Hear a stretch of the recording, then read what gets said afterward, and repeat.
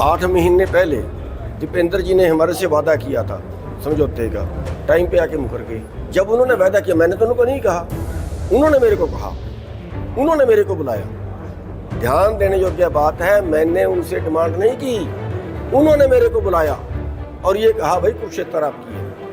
अच्छा। और बाद में मुकर गए। लोकसभा चुनाव के नतीजे सामने आने के बाद किसान नेता गुरनाम सिंह चढ़ूनी बड़ा खुलासा कर गए।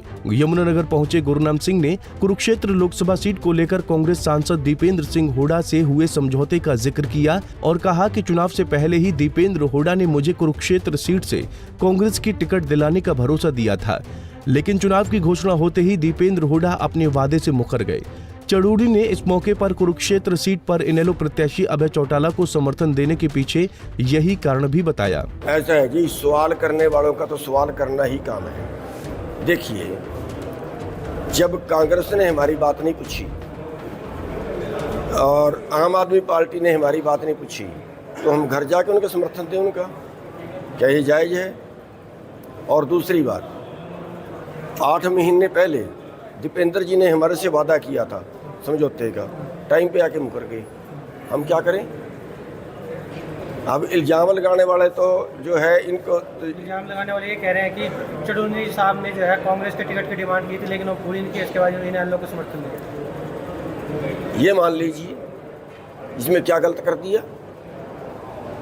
अगर इसका मतलब तो यह है कि कांग्रेस ये चाहती है कि किसान लीडर ना जाए संसद में, यही मतलब हुआ ना। जब उन्होंने वादा किया, मैंने तो उनको नहीं कहा, उन्होंने मेरे को कहा, उन्होंने मेरे को बुलाया। ध्यान देने योग्य बात है, मैंने उनसे डिमांड नहीं की, उन्होंने मेरे को बुलाया और ये कहा भाई कुरुक्षेत्र आपकी है। अच्छा। और बाद में मुकर गए। ठीक है। और जहाँ तक आप जैसे किसी आदमी ने बात की इससे गुप्ता जी से, कभी गुरनाम सिंह को मिलो, इसने कहा उनके आदमी तो मेरे साथ पहले ही लग रहे हैं, हमसे मिलने की क्या जरूरत है?